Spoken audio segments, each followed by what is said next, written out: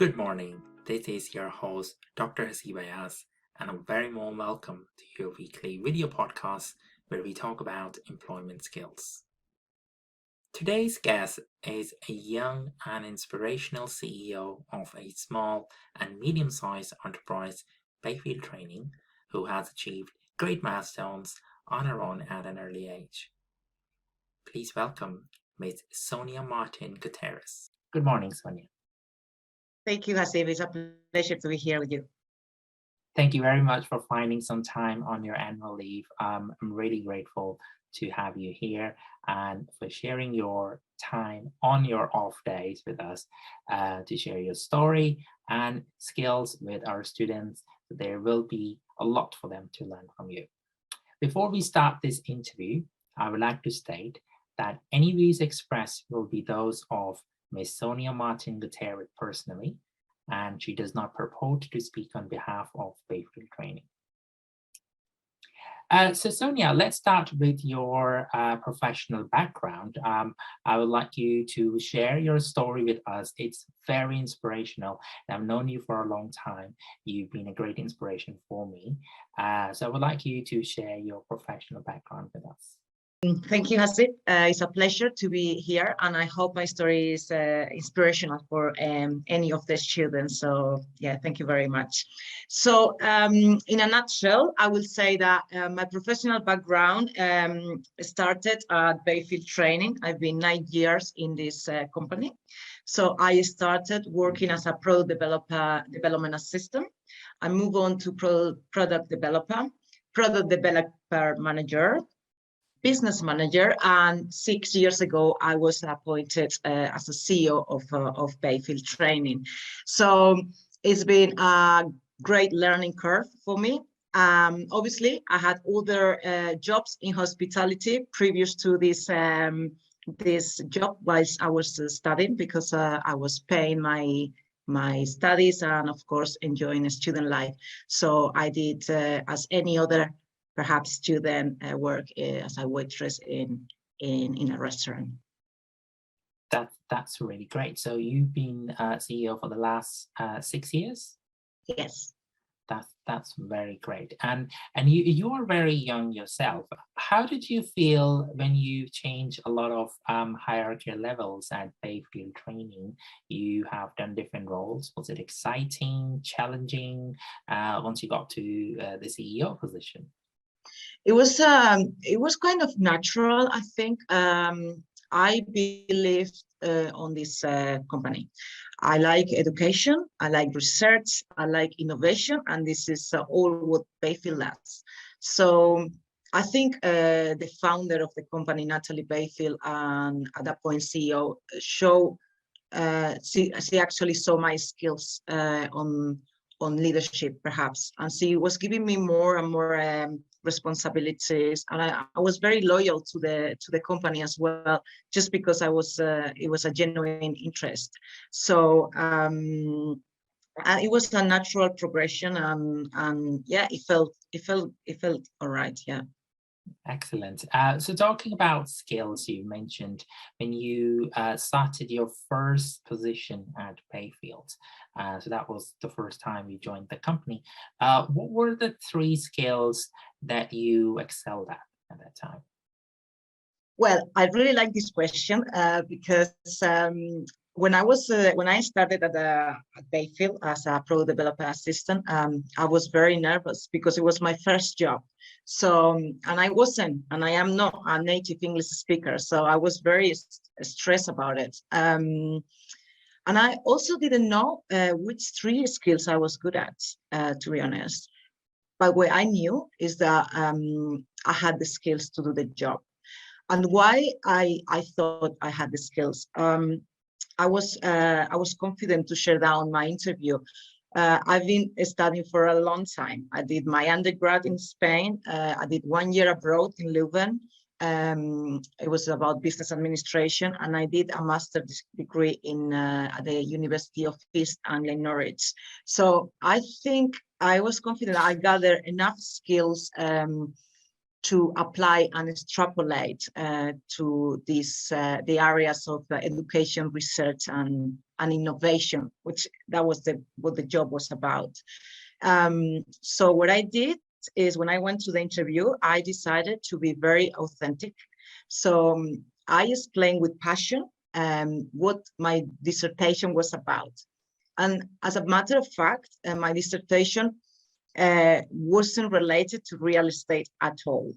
My dissertation was related to the aid allocation and natural resources in Africa and the correlation of it.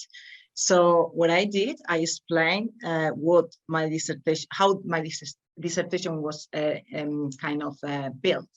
So I spoke about my statistics skills that I gathered. So obviously the employer understood that I could work in a statistics software. They understood that I can analyze, I can present and talk about the data. Then I spoke about the literature review, and they understood that I know how to do the research. And obviously I spoke about the topic, the kind of the gap into the literature that I was very passionate about. So I think Natalie Bayfield, the founder of the company, she actually showed potential. She actually saw potential in me, and if I might say, and I think so far has worked out well. So she could see the diamonds in you, and she just wanted you to just get ready and shine.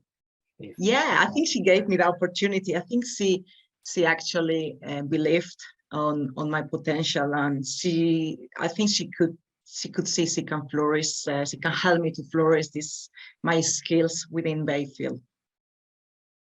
That's a wonderful story. And moving on to working with colleagues, it's something that people struggle. It doesn't matter which industry and what job they are in. Do you remember a time when something went really wrong working with a colleague? How did you handle it? I'm sure there might be several stories, but if you remember just one. Yeah, actually, I was thinking about it. I remember a few. So yeah, it's different kind of wrong working issues when you're working with colleagues, but some of them were regarding of team responsibilities, and others were regarding discrepancies in decisions making. The latter is more difficult to handle, of course. So I remember one time I was having a meeting with a colleague about business development, and so there was no way we were going to be able to communicate our views at that present time. The conversation wasn't going in the right way, and we could feel it was like a conflict coming. So what we decided was to walk away and avoid moving forward with the conversation. The conversation was retaken the next day, and we came back understanding each other's point of view. We also apologized, and we decided together what was best for the company. So, you know, at the end of the day, we are all human beings, and this thing happens. And of course, it's not pleasant, it's tough, and it's painful because you're working with your colleagues basically 8 hours a day. So they become part of your life, and those, you know, those feelings are common.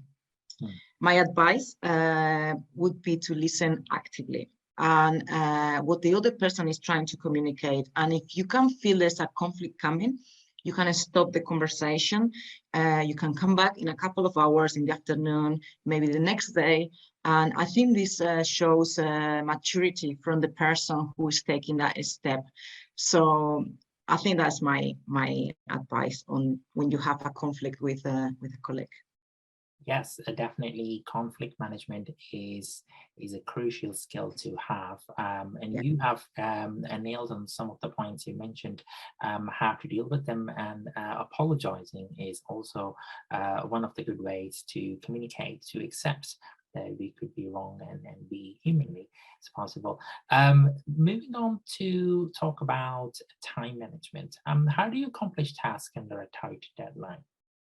So the way I work is I create phases within a project. So one of my tasks as a CEO, I'm very into the research area because that was what I was doing at the beginning of this career within Bayfield. So my strengths are within the research department. So I mainly I oversee the whole company as a CEO, but I also do the project part. So when we create projects, this means when we create courses, implies loads of things into this kind of project. You have the researchers, you have the quality control people, they have to review the content, you have the proofreaders, the graphic designers who make the content very beautiful, and then you have to send it to printers. So there is like a kind of a timeline that you have to meet. So by doing this in phases, it's easy to manage. And I also try to have a buffer zone, I call it. So when these things happens, obviously, sometimes someone gets a delay on their area that they have to work on. So having a buffer zone to make sure everything is done by the deadline is a good thing to have. Sometimes we have to work longer hours to make it, but I try to avoid that. I try to make sure we have a good phases kind of structure, so we don't work more than we should. Great, excellent, Sonia.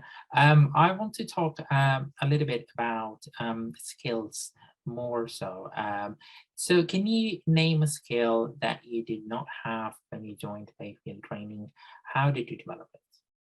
Yes, so my leadership skills have been developed throughout my time at Bayfield.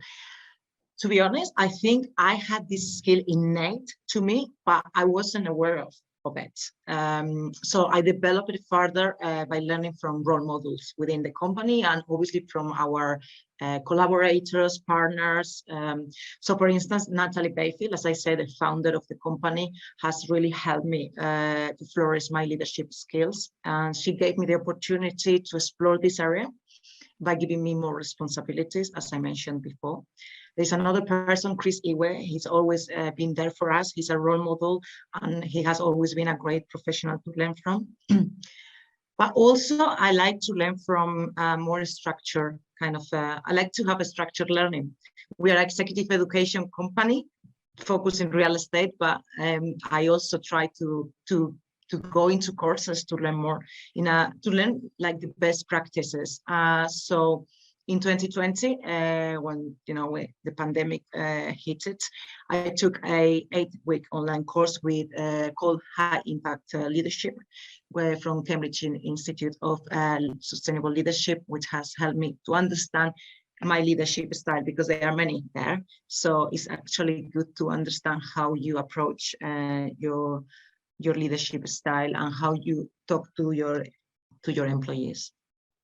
And one of the key skills that I focus on this course is networking. Students tend to take that very lightly, and they don't really understand the importance of professional networking. What's your opinion on that? How should students network? So I think network is key for the future. I am an introvert and it is difficult. I don't like it to be out of my comfort zone, but it's really important to connect with like-minded professionals. LinkedIn is a great platform. As I said, you can connect with people. They are doing the job you are willing to do. And but I think attending conferences that they are of interest, anything that the university does, events, they should go to it. Clubs, they are within the university and are related to the subject. Talk to professors, approach to people in LinkedIn. Actually, I think people are willing to help. And if you are really interested in learning more about the subject, you can just drop a message on LinkedIn and maybe arrange a short Zoom meeting to talk to someone about something that you are interested in. To be honest, I think professionals are are willing to help students.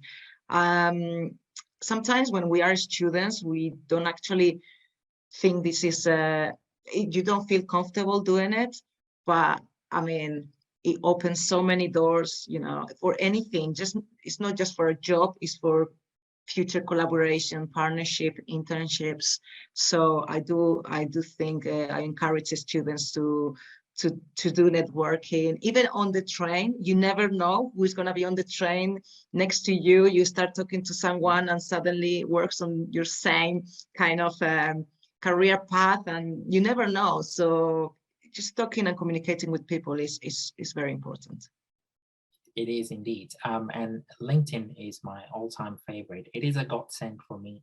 I see LinkedIn as a doorbell for all the professionals. I've managed to deal and on different projects and interact with very influential people through LinkedIn, which if I had gone through the traditional route, finding the secretary and emailing them, it would take a lot of time. Maybe they will still interact with me.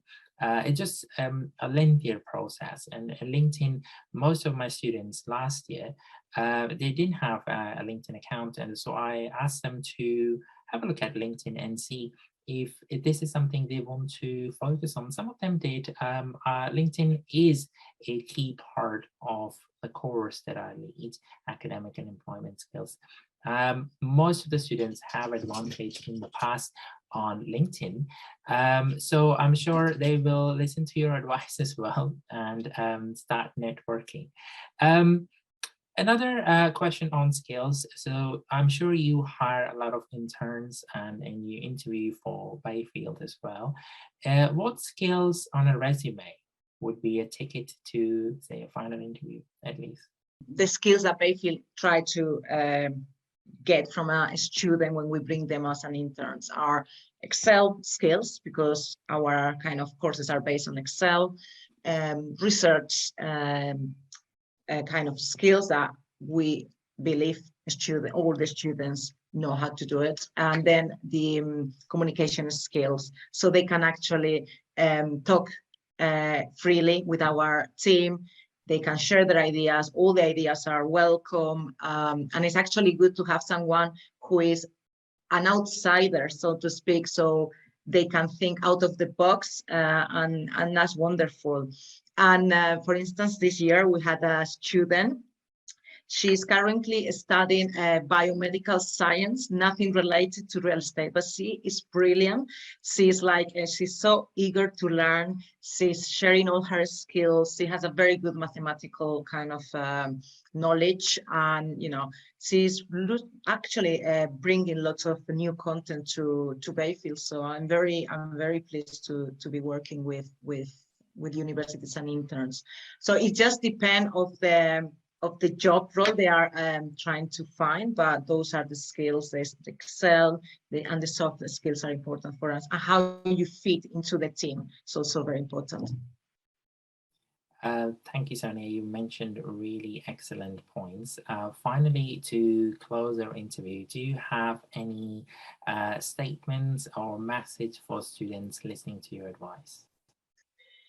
Yes, I was thinking a lot about this last question, and I think my final statement would be that the students should try to find a job and a company which the purpose is aligned with their values. It's important that you go to a company that you believe in, and you want to get the most out of this job.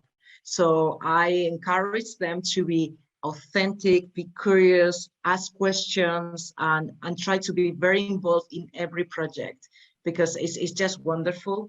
So I think it's important that the vision and mission of the company is aligned with your values. So that will be my final statement. Being authentic is very important. It just brings out the person, the real you, and when your values are aligned with the company, you actually feel connected to work harder and aim higher. Excellent advice, Sonia. Thank you very much for joining us today on your holidays. I'm sure you will have a great time in Spain, and we will hopefully connect very soon. Thank you very much, Haseeb. A pleasure.